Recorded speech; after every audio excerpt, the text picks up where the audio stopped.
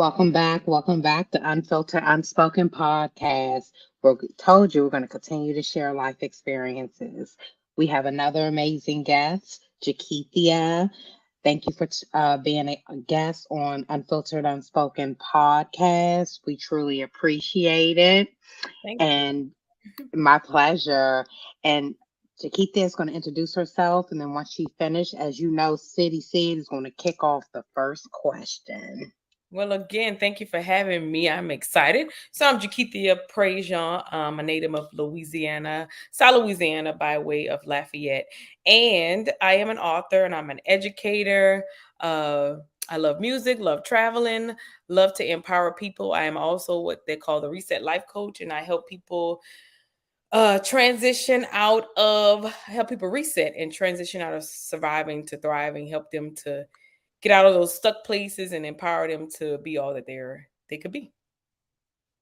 So that's me. Well, great to have you.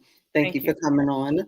Now, we do normally always start with our guest at the very beginning. So, take us back to, what your childhood was like growing up. What was your home structure like? And if you experienced any hardships or traumas in your adolescent years.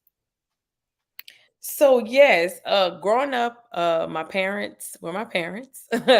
uh, my mom was really, really, and still is very good to me. My parents were never married, but they were supposed to get married. So I remember when I was younger, my parents broke up. I remember that. And then I remember in my teenage years, because of I want to say like the rejection and the abandonment that I felt from my father leaving, because you're a kid and sometimes that stuff kind of plays in your mind. I began to have low self-esteem and I began to uh, date this guy in high school who took me through some physical, some verbal abuse, some mental abuse, and eventually almost turned into some physical abuse. Couple of instances of that. And in my adolescence year, I started dating him like the end of my freshman year. We broke up like the summer of me going to college, so it was pretty long, about 3.5 years. He had came from a traumatic home where his parents fight and his dad beat his mom and things of that sort. And so just from low self-esteem, like a lot of people didn't even really understand like why was I with him? I guess because I don't know. They should just say you're too pretty for him, or why are you with him? He's got this big head, and I'm not trying to talk about him, but people would tell me that. But I was trying to say because of my low self-esteem and because of the rejection and abandonment issues that I had with my father, it caused me to not make wise choices when it came to relationships. I just wanted to be loved. I just wanted, a man in my life per se to kind of make me feel better, make me feel good from just the things that not like my dad was totally rejecting me, I guess, but it's just that you're such a kid and your parents break up and you're like, oh my God, he left me, he left me, he left me, and you think about that. So, yep, that's my growing up story. That's my growing up story. Okay, that's a lot. That's a whole lot. That's a whole Um, lot. yes, it is. So, what are some of the changes that you went through when your parents separated? Oh, it was a lot because I felt like abandoned, you know. I felt rejected and I was always like a quiet kid. I wasn't I'm more of people don't really understand this, but I'm a real introvert. Like I want to say I'm kind of like both. I can be around people, I can connect with people, but then I'm more so I could be at home for 3-4 days and not talk to nobody and not talk. Like I could just, I could do both and I'm fine. So, excuse me, it changed my perspective of myself more so than anything because I didn't feel as loved as I had. I didn't feel, like I was good enough. I didn't feel like I was worthy enough. And so it made me like really I remember really really really really wanting that male attention, I guess you can say. And so like I remember in middle school, like I really wanted a boyfriend. Like everybody had a boyfriend and they had a boyfriend and I never had a boyfriend. And I'm just like, why I ain't got no boyfriend, you know? And I just was like, I went to a predominantly white school. So, you know, there was like 2, 3 black boys and I was just like, I don't like them. And I was like, one of them thought he was white and the other one was not in our grade class. And so I was like, I'm a smart girl. I don't want to be with no boy that's not smart, you know, that kind of thing. So it just really made me crave attention. I didn't actually do things to get attention, like, but in my heart, because I still had morals and values, of course, but in my heart, I craved that attention. And I think from that, it drew me to the wrong person. It drew me to the wrong thing because the guy that I dated was like, I guess, my real true boyfriend. I had a boyfriend before that was like 2, 3 months, you know, but this was like a real serious relationship. So it there was a domino effect from how I felt because it made me make not so good choices. Not listen to my mom. My mom knew his parents and she was like, don't talk to him. You know, his dad would beat his mom. And I'm like, oh, mom, he's so nice. But he tricked me, right? He tricked me. So, you know, just it didn't matter. I just wanted somebody. If that makes sense. Yeah. It does. It does. Now, when your parents separated, was it, very much so like cold turkey, or were you in any, type of contact, Oh or yeah. was it? Yeah. Oh yeah. Yeah. I mean, when my dad left, my mom was at work. My mom was a cosmetologist at the time. And when he left, you know, he's packing all his clothes and he was crying. We was like, where you going? Your mama kicked me out. You know, of course, he put it all on her. But my dad, you know, I would go after that. I think I was like 7 or 8. So during middle school, I would go to his house during the summer, spend the whole summer with him. He would come and give me weekends, you know. So yeah, of course, we still had a relationship. It just was different because, you know, my dad would still try to get my mom back and he would buy her gifts. And so he would come around. So it's kind of like, you know, you don't understand that as a kid. You're like kind of confused, like y'all together, y'all not together, like what y'all doing, you know. But because you're a kid, you don't understand. Of course, your parents will sit down and tell you, "Oh, we trying to work through it, or we trying to do this, or your daddy want me back, so he doing this, he doing that, he doing this." And so it was kind of like always thinking that maybe they will get back together, and they never did. But now that I'm an adult, I'm like, well, that's good. I'm okay with that. I'm okay with it. Yeah, yeah, You get there, like, I just accept it. It's okay. yeah. Well, absolutely, absolutely, absolutely. Hmm. So I was going to ask what you said you created self-esteem, and I guess a part of that was from your dad leaving. So what and I guess I'm trying to be more transparent to the audience. Like, Mhm.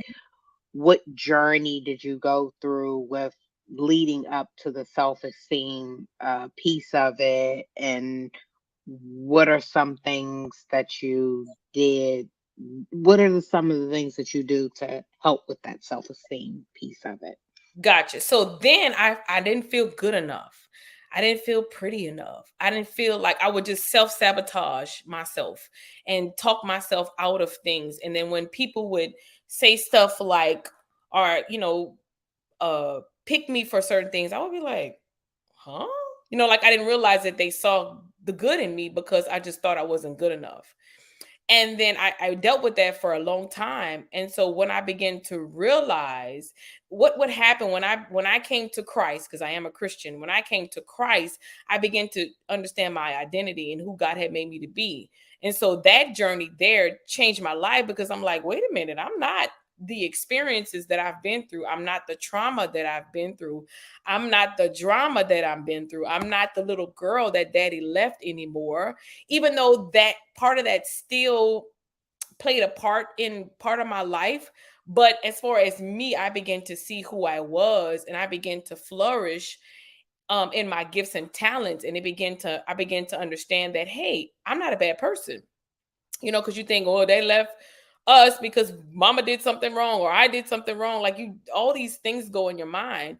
And so I begin to understand that that's not, that experiences will shape your life if you let it, you know, but you have to work through those things. And so what really got me through when I was in middle school and high school is that I used to journal. even in college, I would journal and I would just write things down and write things down and write my feelings. And because I wasn't really a talker, I would write things down, write things down, write things down. And that helped me. And then I would go back and look at my journal entries and be like, oh, you sounded so stupid, right? But it was twofold, because I was like, you really felt like that then? But I could see the growth, like, girl, you don't feel like that no more, right? So I began to see the growth. And I tell people that now, like, I've been journaling again, probably consistently every day, probably for the last 8 or 9 years, maybe even more. And it helps because it helps to get everything out of here in your mind and put it on paper. And I call it a brain dump. I call it, releasing. It's a kind of therapy. It's very therapeutic for me.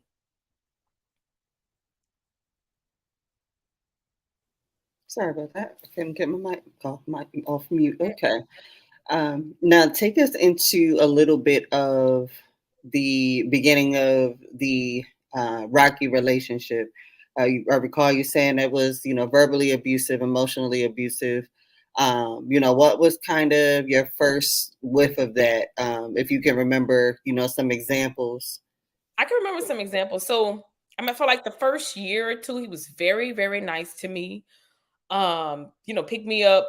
So by my 11th grade year, I was working. So we started at the end of my 9th grade year. So I kind of hid it from my mom for a while. And then, we just was like, hey, we're together. We would be at school. He would buy me things. He would buy me like name brand things. And by that time, he was like 3 years older. So he worked. So he worked at the movies. He would take me to the movies. We would go to the movies for free. We always saw the new movies. We always, you buy me K-Swiss, because, that was out back then. And, all these name brand things, and get me food. And then for Valentine's Day, I got the big teddy bear and the carnations and the flowers and just all this stuff. But then he would become very controlling and anger, to the simple fact it would be something really stupid. So I worked at Popeyes, right, my 11th grade year. And he would tell me stuff like if I would bring food home, he'd be like, don't you bring nothing home with no red beans and rice. Wait, what? I don't like red beans and rice in a car. It stinks. Wait, what? Like, how are you trying to control what I eat, right? And so I remember one instance when I think we had broke up. So he was trying to get back with me. And he came and picked me up to go to work. And so we left to I was going to work, and we was in the car, we crossed over the tracks. And when we crossed over the tracks, something on the track made him have a flat tire. So we pulled over to the side, and I'm probably like 10 minutes walking distance from work. And you gotta know me, I'm a time person. Like, I hate to be late, like to be on time. And especially it's my job, right? So here, my mom's a single parent. So, it's my 11th grade year. I might have been my 12th, it's my 11th grade year. Trying to, I got to pay for this. I want to pay for this. I want to, what I'm saying? Have cute clothes and shoes. And I don't want to have to bother my mom. I don't want to bother my daddy. I'm independent. So we cross over the tracks. We go into the projects. It was like some projects to the side. And I'm like a 10-minute walking distance. And he gets out, the car is flat. And I said, hey, look, I ain't trying to be ugly, but I got to get to work. I'm going to call your mama because we didn't have cell phones back then. I'm going to call your mama. I'm going to tell her you're on the side of the road. And so I said, you'll be okay. Like, you a boy, you a man, I'm in 11th grade. So you got to be like 18, 19, 20, about 18, 19. Like, you should be able to know how to fix a flat tire. So I start walking. And as I'm walking away, he runs up to me and he starts calling me a B, and because I don't curse, and a fat B. And I'm like, I'm not fat. Like, I'm a size 6 or 8. Like, I'm real small at the time. And he's calling me out and he's cussing me out. And he's like, I can't believe you left me on the side of the road. And I'm like, what I'm going to do? I can't fix no tire. I need to get to a phone. I'm trying to help you by getting to the phone to tell your mama or somebody to come get you on the side of the road, right?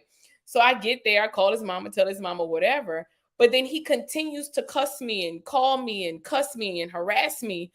And then I remember he came to my house. He was like, I just want to apologize for calling you all those names. And so I was like, all right. So we've been together by this time, 2.5, maybe probably close to 2.5 years or something like that. And so he comes to my house. He sits on the table, the coffee table, and I'm sitting on the couch and he's talking to me. And then he's like, I'm sorry. And all of a sudden he's like, you know what? You still a B, you not but a B, And it just like, it flashed. Like, I was like, I looked at the kitchen. You know, you have those kitchen knives your mama would have. And I was like, if I stab him, I'm going to go to jail. You're going to die. And I just snapped out of it. And I looked at him and I cursed him back. And I told him his mama was the B. And he took some keys and he threw it at me. And it hit me in my chest. And for years, I had a scar in my chest because it made it. And then what happened was I ran after him. And we had a 2-story house. And so he ran up the stairs for some crazy reason. And I had some crazy strength. And I remember grabbing him by the back of his, his shirt, and I drug him to the door and I threw him out. I don't know what kind of strength I had at that moment, but I was so raged at the point. And he wasn't like 5'7", 150. So he was little anyway, but I shouldn't have had that strength. And so that was like abuse, right? Because you're cursing me out. You're telling me all these things. I remember one time we were on the phone, he punched a wall. Like, what if I would have been there? He'd have punched me, right? If he would never want me to break up with him. If I broke up with him, he would call my house, call. Just call me and call me and call me and call me. He would do stuff like popping up at my house when I get off of school. You waiting for me on the porch, like, what are you doing? And then I remember by the time I finally let it go, he would stalk me. He would stalk me at my job. He would stalk me at my house. Like, it was crazy. And I'm like, I went to college, I was 17. And I wasn't even 17 yet. So you're going through this traumatic experience as pretty much a teenager, right? With somebody who had experienced the same thing in his home. So it was really crazy. I remember, like, he knew where I was and when I went to work and when I drove my mom's car to work. And then after I left that job, one of my cousins was like a manager there, and she would call me. She said, he just came in here. He bought a biscuit and he's looking all around for you. Or, we just saw him riding around. Like, it was crazy because it's like, what are you doing? Like, we're teenagers. But he took on this crazy adult, and it made me afraid. It made me, he would steal my, like, if I left a jacket or something at his house, he took it, he left it, he would not let me get it back.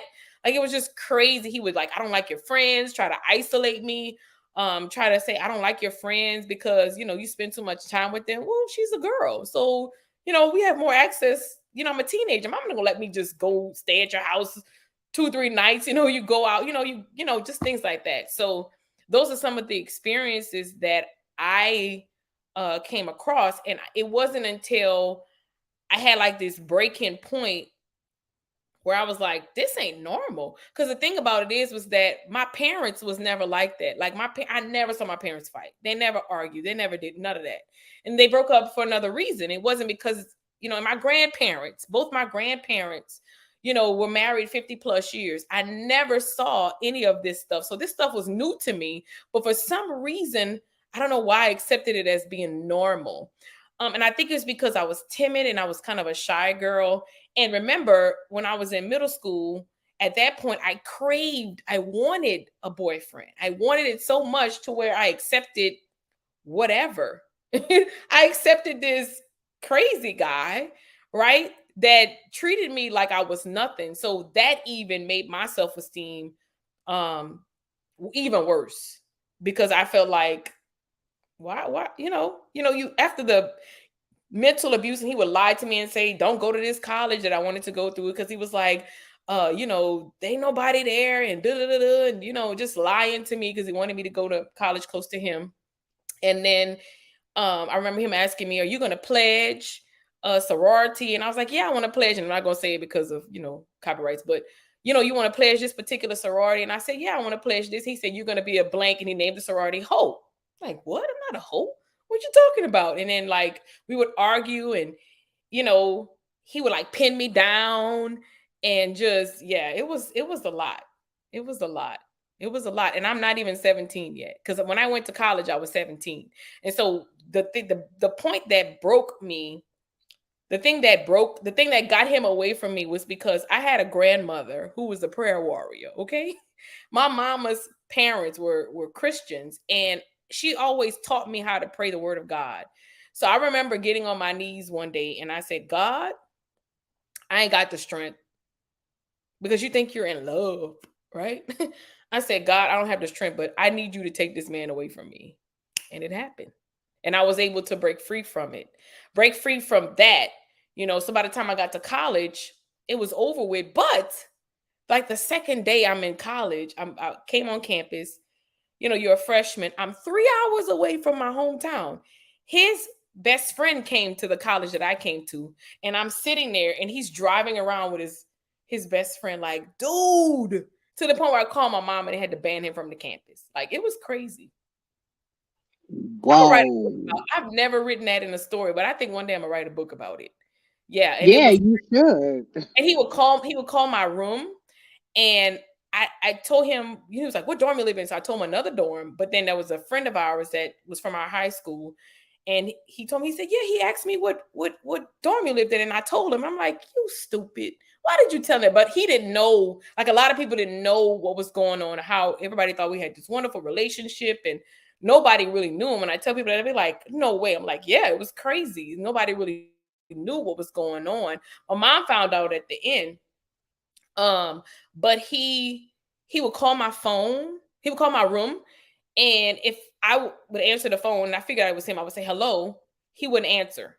So I knew, like the university I went to, if it was an online campus phone, it would like one ring. But if it was off campus, it was two rings, ring, ring. So if I wasn't there, he would leave my boyfriend at the time's name.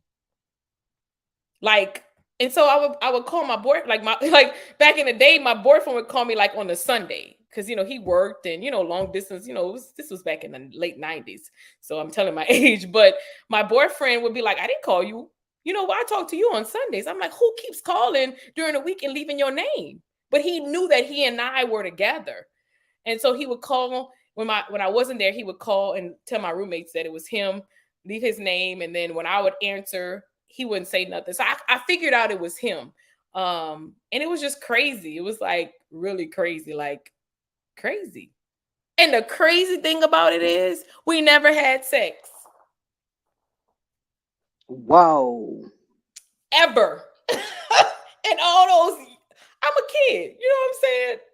Yeah. So just think if we had, because yeah, it was crazy. Yeah. Yeah, you would have been in trouble. So I might have been dead. Big time. Yeah, big time. Yeah. So how did your mother react when she finally found out you were being stalked by him? Oh, yeah, she was highly upset. She reached out to, his mom. She was like, you cannot go, just banned me from that, and not allowed me to, be around there anymore. Like I said, whenever he came to the university, I called her, she called the campus police, and they had him banned, from the campus, and she just couldn't believe what was going on. And one of the reasons why I changed jobs was because he was driving around and I changed jobs. When I changed jobs that summer, he didn't know where I was. He didn't know that I had changed jobs. And so that was kind of one of the things that we did, somebody offered me a job, so I just changed jobs. But my mom, I remember one time he called looking for me, and I wasn't there, and he went off on her, and he was cussing her and everything. And then this new job, she came up to my job, and when she walked in, I thought somebody had died, because she was just so upset. She had been crying, and she was like scared because she thought he would have came up here. And I was like, Mama, he don't know. And she just was talking to my boss, because it was like a family restaurant that, we just knew we would go to eat there every Sunday. And so, the family restaurant, they were like, oh, hey, you want a job? Hey, we'll give you a job, that kind of thing. And that's how it all happened. So my mom really just, was like, y'all protect her if he comes in here, make sure that she's safe. So my mom took all the precautions to make sure that I was okay. And she was like, banned me from him. Like, no. So what did his mother say to her when she told the mother? She didn't do anything? No. I don't remember, because by that time, so my senior in high school, he was a freshman in college. So he was kind of gone, and we had kind of started, but his mom was real timid, because remember, the dad was abusive to her. So she didn't know what to do. She was timid. She was afraid. And he would just basically disrespect her. His sister would disrespect her. Like I remember times where the sister and her would have these brawl out fights, like, and like you're not talking to your mama for 2-3 days and weeks and like what? But you're still using her car and you still like it was just very dysfunctional household. So, they didn't really do nothing. The mom didn't really do nothing. Jeez. Yeah. So was, your mom kind of stepping in the final straw, or was there another, kind of event that just kind of ended it all? As far as the relationship? Yes. Or how you were able to get away from him in a sense. So, yeah, I told you I prayed for one. And number two, at the end of my right after my high school graduation, he and I went to the mall, and my mom and I didn't have a license at the time, but of course I was driving. So he had a license. Then my mom would let him use her car. And we went to the mall. I had some like gift cards, from graduation. So I go to the mall, buy something from the mall. We driving back from the mall, and he wanted to put on a certain song in my mama's car. And so, I'm a teenager and I'm like, wait a minute, I don't want to listen to this particular artist in my mama's car because I didn't like the artist. And when we was in his mama's car, his sister's car, he would listen to what he wanted to listen to. And if I wanted to listen to something, he would tell me no. So we're going to do the same thing in my mama's car. So he was arguing, no, we're going to listen to this. We're going to listen to this. So I took the tape and I threw it out the window. Right. And then he had just bought me we coming back from the mall. He had bought me a Blizzard at a Dairy Queen. And then he threw that out the window. And so we arguing. We get to another Dairy Queen, which is closer to my house. And he's grabbing this like fanny pack that he bought me. And he was like, you're going to pay for this. You're going to pay for this. I'm not paying for another Blizzard. You're going to pay for it because you threw it out the window. Well, you threw the tape out the window. That wasn't even for me. That was for my brother. I said, I don't care. Just silly arguing. So he wound up paying for it. And on the way to our house, he was going to drop me off at my house. He was going to one of his friends. No. He was going to drop me to my house and get one of his friends to pick him up from my house because I didn't have a license. So we're like 2-3 blocks from my house. And he goes, you know what? Never mind. Just bring me home. I said, now he lives like 15 minutes the other way. I'm like, no, what you're going to do is you're going to put some gas in his car because you burning gas. And we go, I ain't doing nothing. You da-da-da-da-da. And I just got so mad. I slapped him on his face. Like I shouldn't have hit him, but I slapped him like this, boom, on his face. And he turned around. He looked at me. He looked like the devil, literally. And without any hesitation, without any nothing, he slapped me very, very hard back in my face, like boom. And at that moment, I was like, oh, this is it. It's enough. And so by the time we got to the house, I grabbed the keys. I grabbed the keys and I just went in the house and I locked the door. Because I was at this point, I'm scared. He's outside. And Mom was like, where is he? I said, he outside. Next thing you know, he took my Blizzard and everything that I had bought at the mall, and he left with them walking and took my stuff. To this day, I never got it back. It doesn't matter. And he left, and my mom was just like, well, he can't walk home. Let me go bring him home. And I didn't tell my mom what happened. So she just thought that we got into a little argument, but I didn't tell her that he had hit me and, that type of thing and all that would happen. So she was trying to get him to go, bring him home. And so after that point, that was it. And that was the following summer when he called her and cussed her out and she came up to my job and, then we went to college. So that was like the final straw because I was like, you just hit me. You slapped me without any hesitation.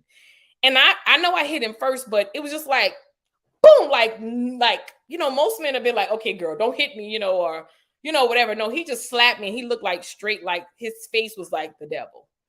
And so that's what happened. So that was it. I was done. I was like, I can't do this. Life ain't supposed to be like this at 17. So, yeah. Mm-hmm.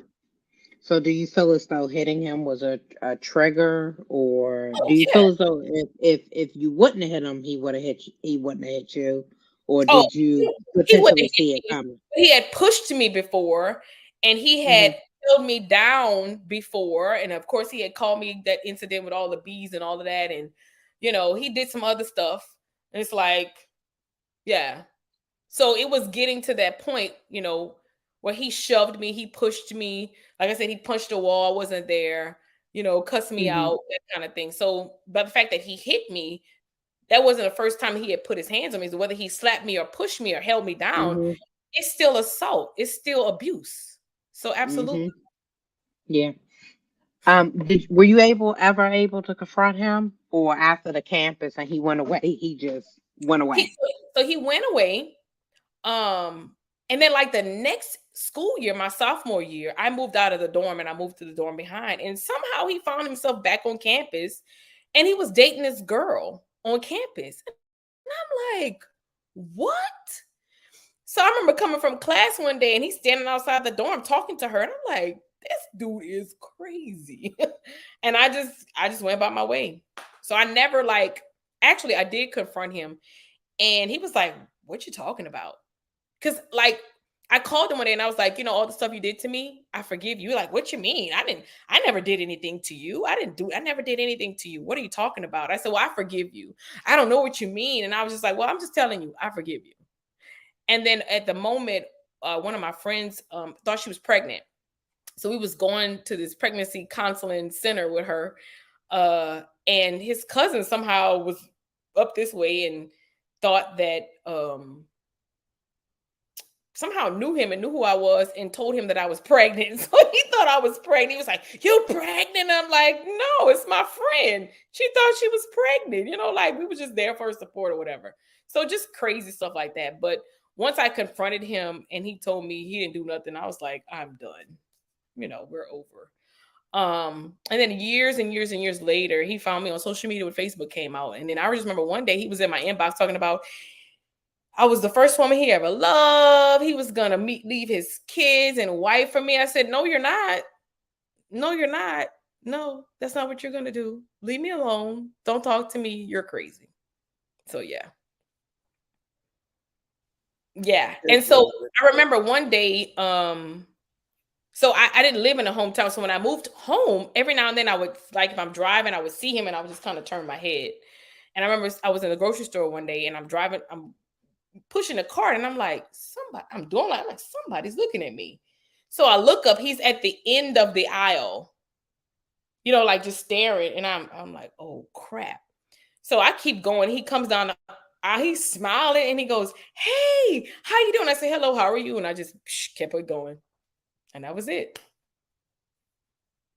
Cause I'm like, why are you smiling and have a conversation with me?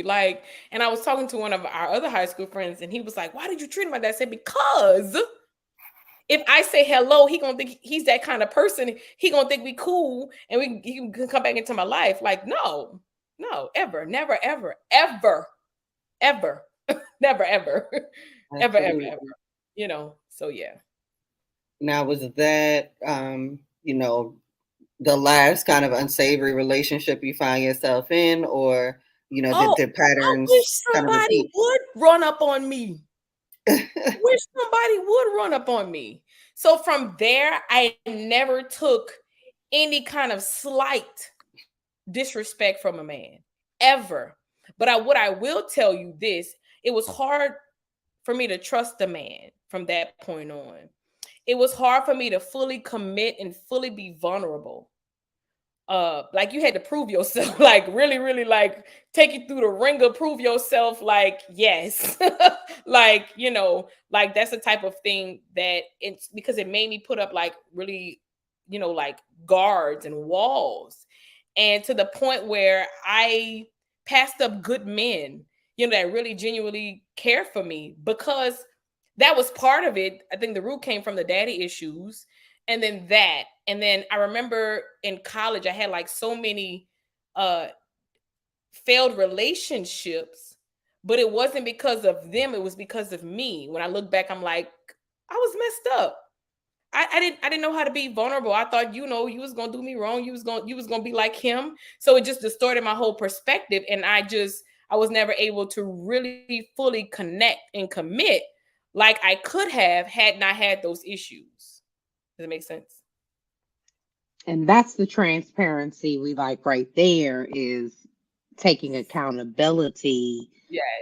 because someone hurt us. We hurt. Do you think going through that and putting that wall up and that rejection that you could have potentially abused a little bit, not physically, but maybe emotionally or verbally? Oh yeah, absolutely. I was a smart mouth. I mean, I remember men was like, I didn't say nothing because I didn't want to hear your mouth.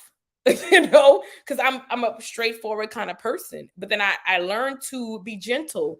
I learned to be kind with my words. I learned to, I was smart at the mouth, not just with men, but people. And I would say stuff, people like, Jakeithia, did you just say? I'm like, what? What you mean? And I would cut you up, make you feel this big because it was a defense mechanism, because I had to defend myself because nobody else was going to hurt me like that again. Does that make sense? Yeah. So that's what I did. I was really, really sharp at the mouth.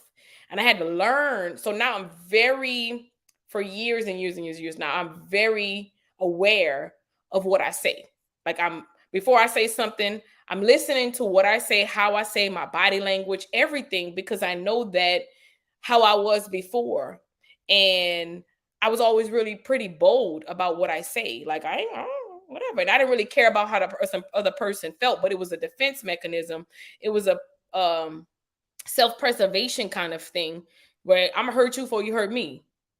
Right? I'm gonna let you know that you ain't about to hurt me by my words, and I'm gonna get you before you try to get me. Like, I'm gonna let you know you can't play with me. That kind of thing. So yeah, absolutely. Yeah. Now, were there any further or any more, I guess, learning curves after college, that kind of helped your trajectory of what you're doing now? Was there any other, particular tribulations you went through to kind of, attribute to where you are today? As far as like, just anything. So I would say that for a long time, my mental health wasn't where it needed to be. And I struggled in my mind. I struggled to the point where I really wouldn't deal with things, right? I would just kind of tuck it and keep it going. So I remember 2015, was it 20? No, I lied. It was 2005. My best friend died. He was a college friend of mine, and he was from Barbados, and he was very protective of me. And so that's one of the things that I would do. After that happened, I would befriend men that I know would protect me and have my back, right? So, and it was just friendship, like nothing more, but he protected me. So when I'd be around people and guys be like, man, who's that? Man, I beat you. This is my sister. I had to have that type of thing, or probably something that was missing that I probably thought I missed from my father, the protection and the somebody being there and I could trust. So I remember him doing that for me. But I remember when he passed away, like I never dealt with it. Like I cried a little bit, and then he got into a motorcycle accident and he died. I didn't get to go to the funeral because he was in Barbados back that time. He was back, in his hometown. And so what happened is that I found myself over the years, I took all that trauma of things that happened, failed relationships, my best friend at that time dying, grandparents died. My grandmother died in 2009. Like my whole life kind of just fell apart, but I never really dealt with grief. I didn't know how to deal with grief, so I would just do stuff, like just hold it in and be the strong person that I was. And mind you, and when COVID hit, I cried about this is crazy. You will think I'm crazy, but I cried about my best friend in 2005, 15 years later, like it had just happened, because I packed all that trauma in and I didn't deal with it because it was too painful. So I realized that all the painful things, I didn't deal with it like I could have. And so other traumatic experiences came, especially in like 2021 was like a life-changing for me. One of my coworkers who was really good friends with me, she passed away. Then one of my, I'm an educator, so one of my students died that summer. she got shot in the back of the head by a former student of mine. So I taught both of them. Oh, let's go back to January when my father asked me and my mother for a DNA test. Like, wait, what? I'm 40 plus years old. And so all those things started happening. My best friend's father died, who was like a father to me. And so like friends that I had was like moving away. I felt like my whole world fell apart. And so I began to go to therapy and I unpacked all those things through journaling, through prayer. And a lot of the stuff I got through, I guess, I got through prayer, but I dug deeper when I went to therapy. And I began to unpack my trauma and unpack things in my life and really and I was going to therapy every week. Like I did it. And I just unpacked this trauma. And I realized that a lot of the stuff that I dealt with was from, and people don't understand, father wounds are real, mother wounds are real, because these are the people that you first love. These are the people that you first want to protect you, first supposed to keep you safe, first supposed to be there for you. But when you feel abandoned and rejected, then you like, well, ain't nobody about to reject me. And you reject things because you don't want nobody to reject you, because you know that familiar space. So I went to therapy and I got my mental health together, and it totally shifted the trajectory of my life. Like literally. So in the midst of me going to therapy, that's when I was writing my first book, R.E.S.E.T, Reevaluate Everything So Everything Thrives. And I began to make my mental health my priority and be very intentional and really, really, really, really, really, really put Jakeithia first, so that I could take care of me and became healthy in my mind. And if you become healthy in your mind, you become healthy in your life, in your body, and the decisions that you make and all that stuff. And so, yeah, it was just a lot of stuff that I just had to deal with. So Crazy, how huh? did it make you feel, the man that you grew up, the man you spent summers with every other weekend, since I want a DNA test? It rocked my world. It Why do you rocked. think he did that? Well, according to him, he said he always had doubts. I don't know why. Mom, you have to know my dad, right? My mom is not the type of woman for him to even think that, right? And so at the moment he was even telling me who my daddy was, I'm like, Mama, why is he telling me who my supposed daddy is? She goes, oh, because this man was liking me and he would try to come around me when your dad and I were together. And I'm like, I don't even look like this man. Like, I am trying to be funny. And this man is dead and gone now. I'm like, I don't even look nothing like him. Like, how do. And so I don't know why he did it.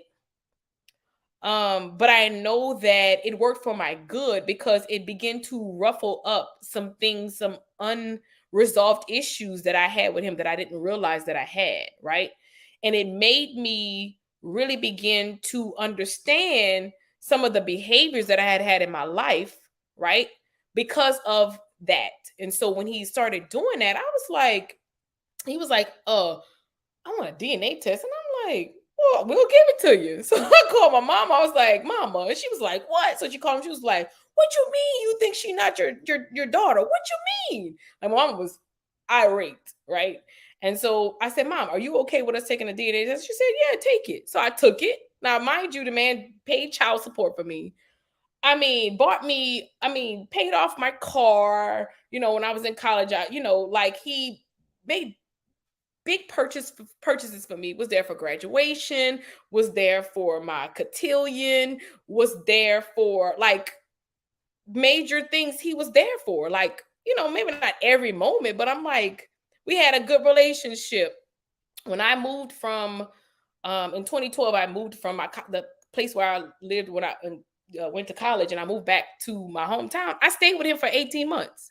He gave me a down payment to buy a house. He sold, like, there was some land that I was supposed to get when he died. He sold it, gave me that money, plus gave me a down payment to buy a house. I'm like, where's this stuff coming from? Like, what? It's crazy. So I'm like, but he said, I always thought, and I'm like, okay. And then, so we took the DNA test. And the crazy thing about it is, while we were waiting for the DNA results, he was very, very ugly. He would call me, I know you got the test results back yet. No, it's been a week or two. What you talking about? Then the next week he called back. Somebody said that you said this. I'm like, what? I ain't say that. What you talking about? And then the next week he was like, remember when you was a kid, my daddy said that ain't your child. Like, what? Like, your daddy dead and gone. Been dead. Like, what? Like, so he was very ugly. And then when the test results came in, it was just like, did the DNA diagnostic, swipe it at your mouth, swipe his mouth, put it in a thing. I still did it in front of him, sent it off. So when it comes back, it doesn't have your name on it, right? So he's like, I went to a lawyer, and he said that could be anybody's DNA test. And I said, I got the results. He was like, what am I, not the father? Like, no, you are the father, 99.99999. And so I'm like, what? This is crazy. I'm like, I've never disrespected you. I've never been ugly to you. I've never done nothing to you. I don't ask you for money. I'm grown. I got my own everything, So why would you even question that when after I was 43 years old? So I was like, why would you do that? And so he was just really, really ugly. And so he wanted to take another DNA test. And I'm like, okay, you can take it. You pay for the first one, you can pay for the second one. I ain't paying for nothing. You want to pay for something, that's fine. And so he thought me and my mom changed the DNA test results. I'm like, dude, what? Because at that point, I don't even want you to be my daddy, right? Because you're crazy. What's wrong with you? Like, what? And it really, really, it crushed me. It crushed me in a way that I've never been crushed before. It just, like, that started 2021 off. Like, that started happening in January. By the end of May, we had the test results. So I'm going through all of this, and then one of my really good friends dies of cancer, and and then right after I got the test results, my 14-year-old student gets shot in the head. Like, what? By somebody else that I had just taught. So it was really traumatic and crazy, but it pushed me to take accountability for the things that I had not dealt with and go to therapy. So yeah, it's crazy. That was a lot that took place that year. Good that's some other stuff I probably don't even remember. It was crazy. It was crazy. Now, if it's not too triggering for you, what was kind of the process, with your friend that passed? Was this a school friend? How long did you know each other? Yeah, so we met at school. We just clicked, and she was just really nice to me. And she had cancer, and so what had happened is that she had cancer. She did the surgery, and it went away, but then it came back, and she didn't tell me. So I'm thinking she's okay. I'm thinking she's just kind of, going through the, riff-raffs of, chemo and radiation and stuff like that. And then probably about a month before she died, she called me. And then her brother had died like that November of cancer. So this was like February of 21. And she called me, and she was just like talking to me. She was like kind of out of breath or whatever.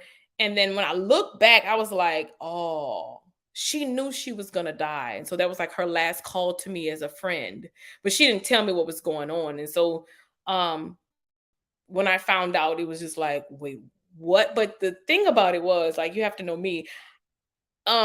Like, I get these premonitions. It's a gift I have. And so, like, she died on a Sunday, but the Saturday and the Sunday morning, I woke up, and it's like I saw her funeral. I saw me talking to her daughter and giving her my condolences. So I was like, okay, God is preparing me. This is about to happen. But when it happened, it was just, oh my God, it was very, very heartbreaking. Very, very heartbreaking, to where it was just like, and then I was going through the stuff with my dad. And so, yeah. And then at the time, my great niece was in her class.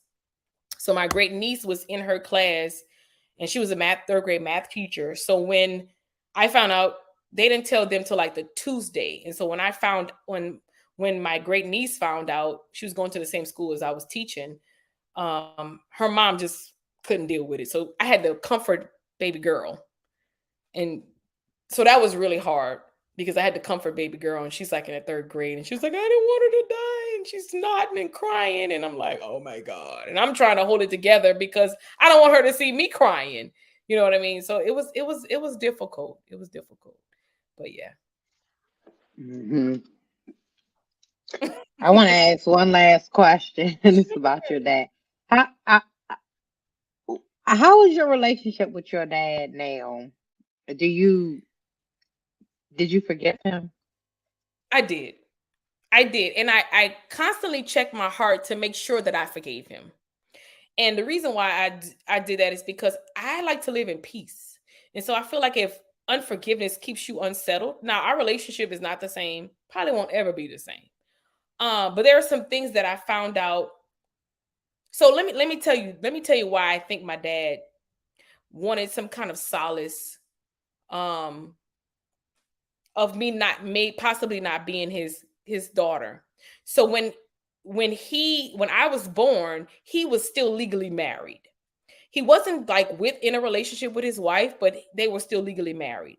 So I think as he got older, he was trying to like find some kind of peace maybe of the decisions that he made. And so maybe he was just trying to say, well, if she's not my daughter, that'll make me feel better. So like I think maybe that had something to do with it. But what really set me free is we always had heard wind of another kid, right? So like last year in September, like we pretty much, like he's not saying it, but pretty much like that's his son, right?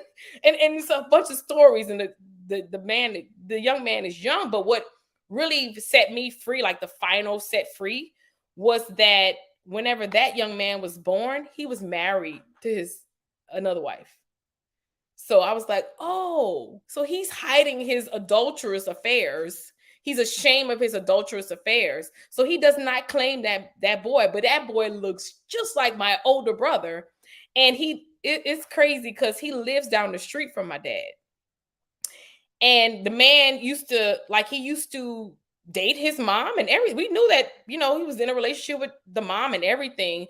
And so my dad has he lives in one place, and then it's like it's like a street where his grandfather had land. So next door, his land, across the street is his land, across the street. So he had some property.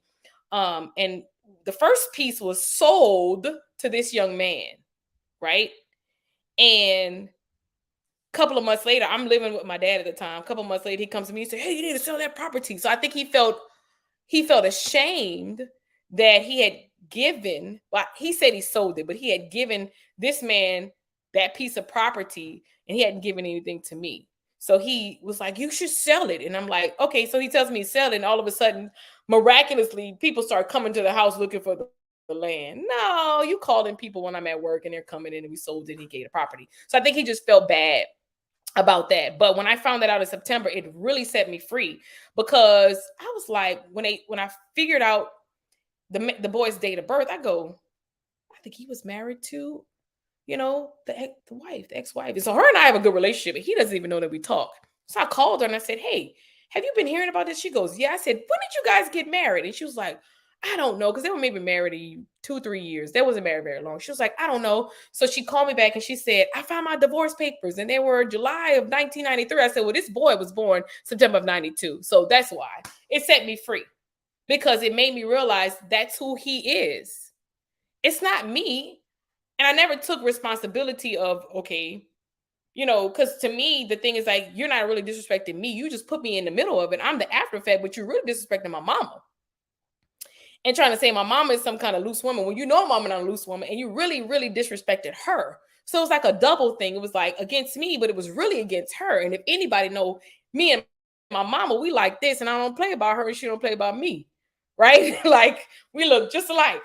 And so it was an onslaught against her and her character and her heart and her, you know what I'm saying? Because of that. But then when I realized that, I was like, that's just who you are. So whatever. Our relationship is not the same. After the DNA test came in. I think we took the swab in like April. I didn't see him again till October of 2021.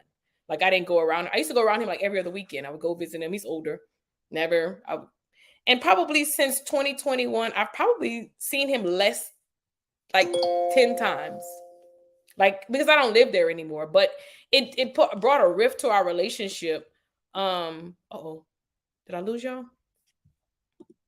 It brought a rift to our relationship, and our relationship is not the same, but I have forgiven him. And at this point in life, I feel sorry for him. Like I feel sorry for him, but I don't hold a grudge against him, because I know who the real enemy is. He's not my enemy.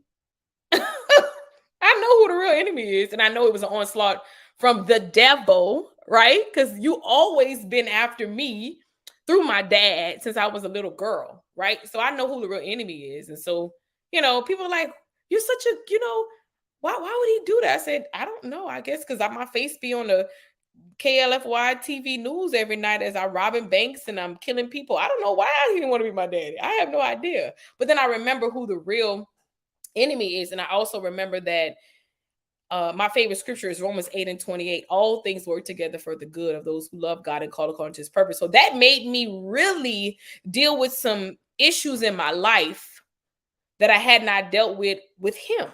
If that would have never happened, I would have just kind of still compressed those things and not really deal with it at the root like I should have, like I have. And like every now and then I still do, because y'all be looking at a man like, and God be like, he ain't your daddy. He is not your daddy. That's not your daddy. Don't treat him like that. That's not your daddy. That ain't your daddy. So, yeah. I'm free, baby. I'm free. I'm free. Absolutely. Demetria, did you want to go into swap question? All right. Yeah. So we're at time, almost at time. Really quick, I just want to ask, can you give the audience advice on how would help you start your healing journey? Prayer, knowing who I am in Christ, journaling, and Black folks don't like to go see a therapist. You're not crazy. We go to the OBGYN, we go to our PCP. Y'all, we all three wear glasses. I just don't have mine on right now. We all go to the optometrist, right? We go to all these doctors, but when it comes to our mental health, I find that the Black community, we don't take care of it. We've learned to be strong. We've learned to just, I'm all right. And if somebody would have told me 10 years ago that I needed to see a therapist, I'd be like, I'm not crazy. No, you're not crazy. But you do need to be healthy in your mind. And so I would tell people that that's what helped me. That's what helped me. And that's what continues to help me. And I continue to, and therapy is fluid. So I haven't seen my therapist in a year, but if I need to, I'll call her and I'll just schedule some stuff. So yeah, you just have to be consistent as well and intentional with being better. When those triggers come, deal with them and learn to work through them. Have somebody a safe space that you can talk to somebody that'll hold you accountable, like you tripping, or that's a trigger. Like my best friend is an LPC. So I could always go to her and she doesn't like counsel me, but she just asks me questions like, why do you think you're feeling that way? Why do you think you're thinking that way? And it's a safe space and I never have to worry about anybody her going back and saying anything to me. So those are the things that I would tell people. Wonderful advice. So we do like to call this the last segment shameless plug. We see your banner scrolling across the bottom here with your information. Let our viewers know anything that you want to draw traffic to, anything that you are marketing, projects you have coming up, anything you have for sale, anything really to sell yourself. You have the floor. So thank you. resetwithj.com. You can find shirts there. You can find my 2 books there. The first book I wrote, I released in May of 2022. It's called Reset, Reevaluate Everything So Everything Thrives. That's my brand. That's my ministry. The second book that I released was an anthology in September of 2023. And it's just 10 stories of people who reset and got out of the cycles of surviving to thriving. You can find those both at resetwithj.com. I'm also a reset life coach. If you're stuck, if you feel like, I just can't get out this race. I need some help. You can go to resetwithj.com and schedule a free consultation. I'm also a book coach. So I help people write books. I give you the how-tos. I'm not a publishing company, but I'm a book coach. So I help you. You want to self-publish a self-help book? Just go to Reset with Jay or find me on Facebook, find me on Instagram, inbox me, or go to Reset with Jay and you'll find my calendar link and you can schedule a call. So yeah. And you have it there. I know we could have went. We always go over hours. That's what I was telling you. We want to thank you. We want to thank everyone for tuning into. My pleasure. It's an honor. We want to thank everyone for tuning in to Unfiltered Unspoken Podcast. As we told you, we're going to continue to share life experiences. Go out, support Jakeithia. She helps write books. You have a class coming up Yes, soon to register, starts right? 8:30. I mean, April 30th. April 30th. So reach out to her if you're in the need of uh, help writing a book. It is a workshop, but she will let you know the costs and additional things that will go along with it. So thank you. Thank you for sharing your testimony. And this is showing a piece of how she was a child and she went through verbal, emotional, and some physical abuse, not a lot, but how it affected her and how it caused her to put up a wall, rejection. So if you didn't hear it here, you didn't hear it nowhere. You heard it here, right? Yeah. So yeah. So thank you for tuning into Unfiltered Unspoken Podcast, and we will see you soon.